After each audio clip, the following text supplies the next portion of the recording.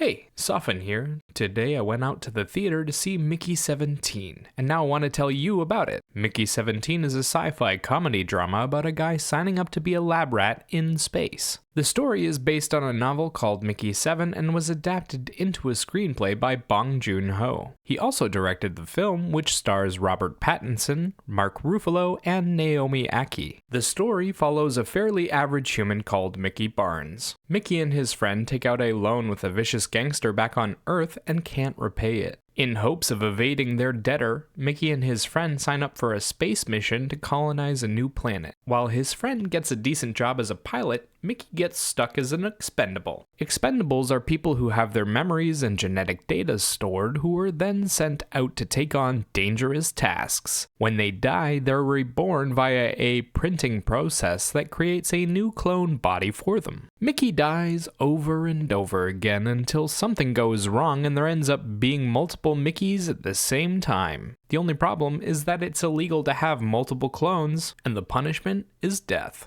Mickey gets into all kinds of wacky hijinks to try and save himself. Okay, so the story is a little bit complicated and does require a bit of buy-in. That said, this film was a lot of fun with quite a few positives to talk about, so let's get into them. The story is exciting and full of sci-fi wonder. The cast does an incredible job of their roles, with the leads performing exceptionally well. The visual journey takes us on a trippy adventure to a snow planet, and the music adds a bit of flavor and emotion into the moment. Starting with the story. It's a smoothie with a mild but pleasant flavor. There's a bit of dark comedy, a touch of romance, and just a smattering of horror. The comedy comes from the absurdity of the situation. They've normalized watching Mickey die to the point that it's not even shocking anymore. They treat it like a regular event, and their reactions end up creating a ton of hilarious moments. The romance comes from the relationship between Nasha and Mickey. It's a straightforward love between an idiot and an Amazonian warrior. She's tough, he's dumb, and together they make a fun pair that works surprisingly well. Lastly, the horror elements are short and more psychological in nature. We see Mickey go through various deaths at the hands of the scientists, and there's little snippets of gore as he dies. They tend to keep these short and pull the punches a little, but there's still quite a few grim scenes.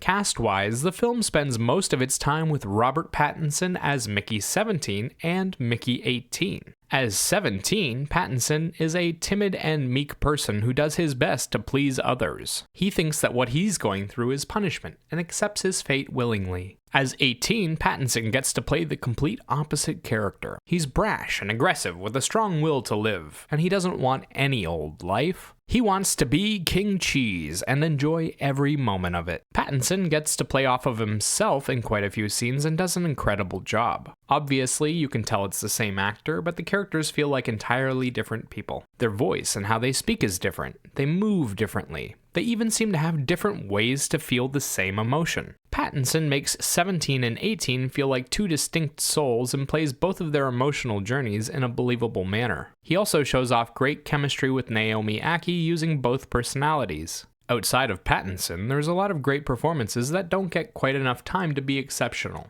but they're still worth mentioning. Naomi Ackie plays the love interest Nasha. She's a tough woman who's down with the incredibly weird situation Mickey finds himself in. Ackie shows off great chemistry with Pattinson and gets to say everything the audience is thinking. She gets several big outbursts and does an exceptional job of them. Mark Ruffalo and Toni Collette play the evil leaders of the space station. They're clearly cult leaders who badly hide their wickedness. They're also pretty dumb and over the top as characters. Ruffalo and Collette play the roles in a comedic way, with just a hint of sinister nature underneath. Visually, the film feels a bit like a workplace comedy. It mostly takes place on the spaceship that the expedition is based out of, and we follow Mickey through his workday. He tests out a bunch of horribly dangerous things and they usually kill him. The journey is clean, easy to follow, and has a nice futuristic aesthetic to it. When it comes to the big sci-fi elements like the reprinting or the aliens, they tend to play it more for laughs than anything, and there aren't too many big spectacles. The same is true of the horror elements. For example, they'll show Mickey vomit up some blood and maybe show a rash starting to form on his skin, and then they'll cut to them throwing his body away and just have him narrate what happened instead. It's easy enough to follow, and there are some good moments here and there. Sound-wise, the film is very sparse on music. especially in the beginning. The music that does play tends to be classical instrumentals and very simple piano pieces. They add a bit of emotion and flavor to the moment, but don't interfere with the dialogue at all. On the negative side of things, the film feels a little empty early on due to the lack of music, and the visual journey isn't all that memorable. For a sci-fi movie, you'd almost expect a bit more in terms of what they were willing to show. The most we got was quick snippets of spaceship, wide shots of the aliens circling the ship, and a few close-ups of one. The aliens aren't even that different looking. They're just big roly-polies. The story is also a little over-explained,